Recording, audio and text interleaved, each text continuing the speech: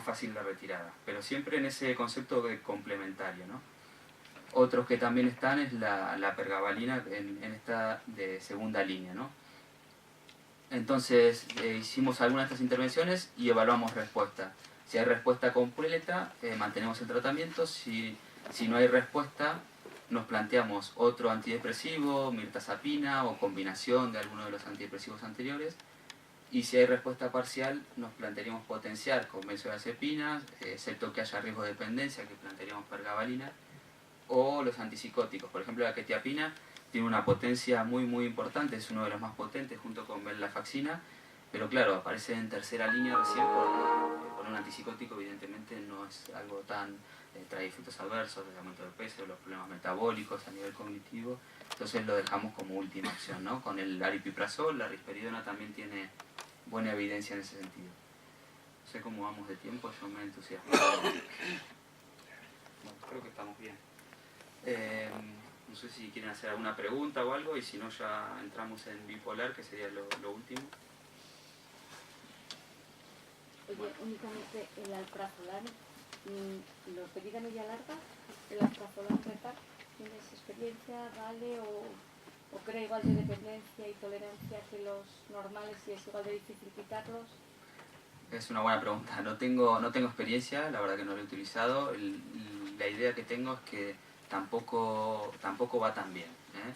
Pero si quieres te lo puedo buscar un poco con más evidencia y con más información y darte una respuesta más contundente en ese sentido.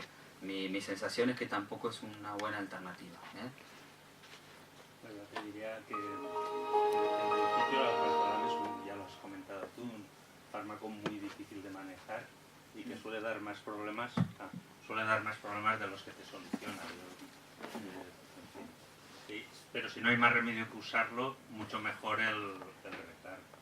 Por lo que has comentado tú, claro, del efecto de rebote o de fin de dosis. Sí, si yo tuviera que decir desde un poco de la experiencia y también hablando esto de la vida media y eso, yo diría también el lorazepam, yo creo que va muy bien en este sentido, o bueno, hasta incluso el clonazepam, el diazepam, son fármacos que por ahí son más antiguos, que tienen su eso, pero que también yo creo que van bien, ¿no? Pero bueno, sí, entre el prazolam y el prazolam retard, efectivamente. ¿Y la duración del tratamiento no has dicho en el trastorno de ansiedad? Es cierto. De los cierres. Se me pasaron dos cosas y viene bien que me lo digas porque sí. Una es la duración del tratamiento, que dijimos de 6 a 12 meses, y sí que ahí haría hincapié en que hay ensayos clínicos y sobre todo con venlafaxina y eso que muestran una mayor, digamos una menor incidencia de recaídas con el tratamiento más prolongado. O sea, vieron que si se mantenía 12 meses había menos recaídas que con 6. Entonces, si nos tenemos que plantear entre 6 y 12 meses, pero tirando más a 12 que a 6, la duración del tratamiento.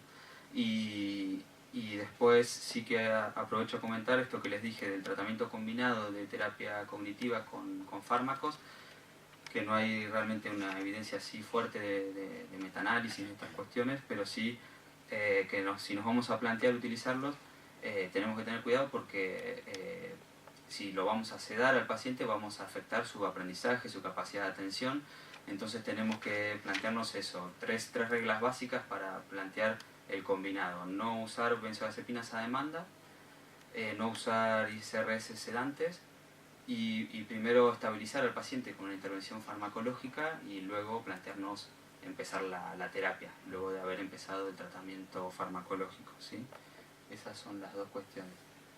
Bueno, y nos adentramos en el último tema, que es el trastorno bipolar. Sí que de esto vamos a hacer dos breves pinceladas del tratamiento. Casi que prácticamente no vamos a mencionar fármacos ni el litio, porque vamos a hacer este abordaje, ¿no?, desde lo que podemos intervenir en atención primaria. Decirles entonces que primero nos vamos a plantear en pacientes que tengan trastorno bipolar la cuestión del apoyo al paciente, ¿sí?, de digamos, promoverle un mensaje positivo respecto a los resultados que se van teniendo sobre el diagnóstico, si es un diagnóstico oportuno y un tratamiento adecuado, cómo va a haber una buena respuesta y va a haber una posibilidad de ir rehabilitándose en ese sentido, construir una relación siempre, ¿no?, de empatía, de apoyo junto con el paciente, que eso va a ser una parte esencial para conseguir un éxito terapéutico. Y bueno, informar también, ¿no?, al paciente de la posibilidad de conflictos a nivel tanto familiar, social, educativo, laboral. Y en esto sí que plantea un poco las guías la posibilidad de intervenir también a nivel digamos, de educadores, de trabajadores, que siempre con el consentimiento del paciente, de hacer como un plan de cuidados, ¿no?, lo que sería con los familiares y con el paciente y con algunos integrantes, digamos, de su entorno, para el control, ¿no?, en situaciones que pueda haber de manía o de hipomanía, en los que el paciente pierda el control y no pueda manejar estas situaciones. También mencionarle al paciente el alcohol, el tabaco, las drogas y algunos fármacos que van a incidir muy negativamente en su problema y que van a afectar tanto su estabilidad emocional como su tratamiento, ¿no? También a los familiares vamos a darle también apoyo, le vamos a escuchar, a ver sus necesidades, a plantear también la necesidad de esto, ¿no?, de una colaboración tanto de familiares como del paciente en intentar mejorar su problema. Tanto el plan de cuidados como el plan de crisis, que también entraría en esto, quizás sea más de tarea del especialista, pero sí que sería bueno una integración, una coordinación con primaria en tener ese apoyo mutuo, ¿no? Y bueno, y de bipolar lo que les decía, si aquí aparece lo que serían niños, aquí sería lo que aparece en adultos, nosotros nos vamos a focalizar a adultos en atención primaria, ¿sí? Entonces ahí se abre el otro algoritmo y lo que vemos de adultos de atención primaria, lo primero es la detección, en quienes vamos a plantearnos el posible diagnóstico o básicamente el despistaje va a ser en pacientes que tengan antecedentes de trastorno depresivo o de depresión, en los que indaguemos hacia el pasado y veamos la presencia de 4 días o más de hiperactividad o de desinhibición, ¿sí? Si vemos que surgen estos datos, ya sería motivo para derivar a especialistas, ¿sí?, a salud mental. Como principios generales, sí que nos planteamos establecer, bueno, una buena relación médico-paciente, lo que hablábamos del plan de crisis, del plan de cuidado, ¿sí? Y como elemento importante sí que vamos a efectuar un control de su medicación al menos una vez al año. Si hay algún cambio que hace el psiquiatra, si hay algún ingreso, alguna modificación, sí que sería bueno también estar al tanto de estas cuestiones, pero sería básicamente un control anual. El punto más, uno de los más interesantes para mí es tratamientos contraindicados, ¿no? ¿Qué no vamos a pensar desde atención primaria?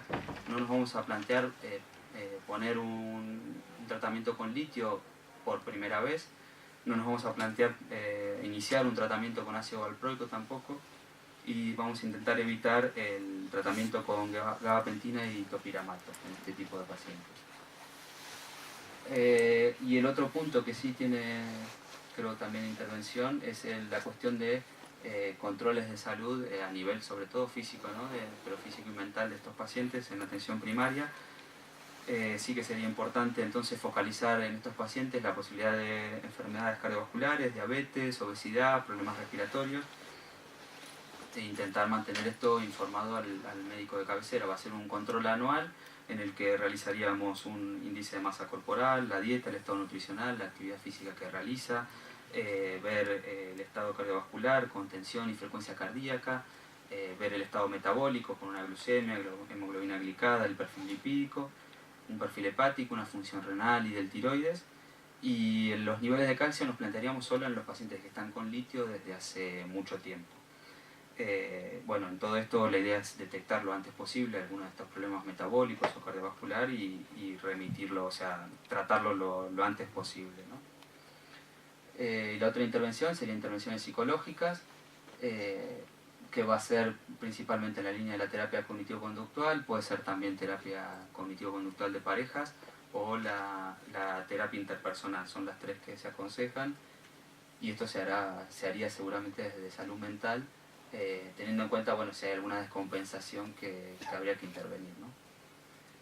¿Cuándo nos plantearíamos derivar de atención primaria cuando vemos que el paciente sospechamos que está maníaco, que está en un episodio maníaco, cuando hay una depresión severa y cuando son un peligro para sí mismos o para terceros, ¿sí?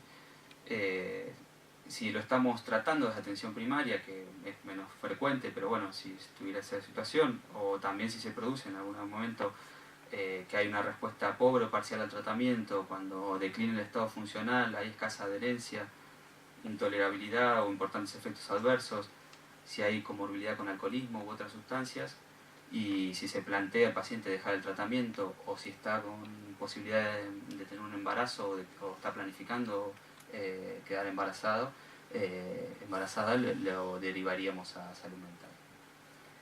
Y eso es todo de bipolar, solamente dejarles esta última folio que tenemos nosotros en salud mental también, que lo utilizamos y que también se puede dejar en este sentido a atención primaria, creo que es un poco el seguimiento, ¿no?, de los controles que decíamos, que van a ser al principio más frecuentes, cada 2 semanas, luego pasan a ser trimestrales y los más importantes son los anuales, ¿no?, los que más cosas vamos a solicitar, y bueno, el peso, el electro, las analíticas, ver el embarazo como vemos ahí, entonces ir viendo las distintas cuestiones en cada control para ir viendo la evolución en ese sentido. Y bueno, y nada más, muchas gracias y de vuelta algunas preguntas si alguien quiere comentar algo y si puedo contestarles bien y si no les contestaré más adelante con un mail o lo que sea. Bueno, nada más.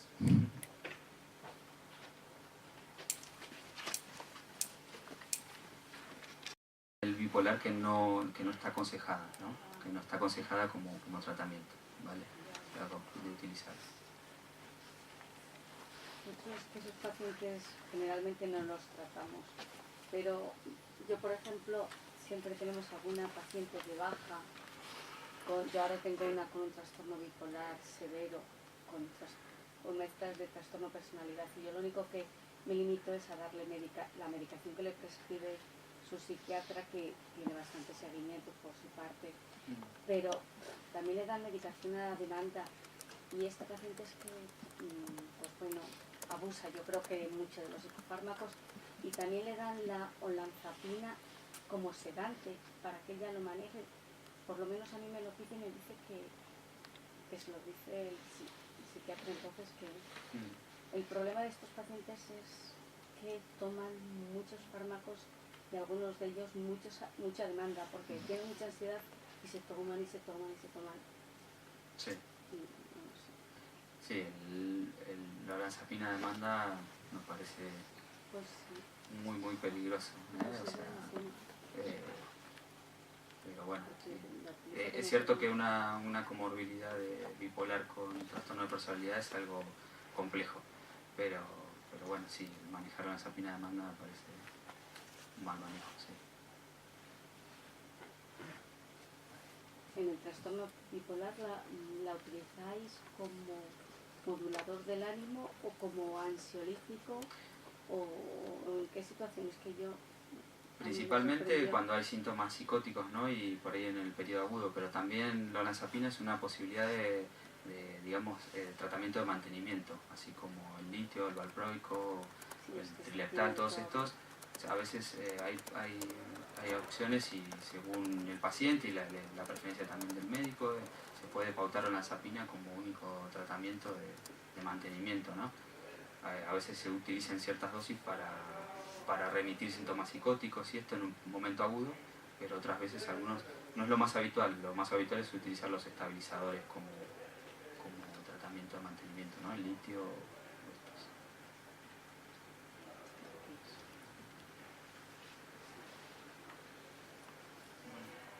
Muy bien, bueno, gracias.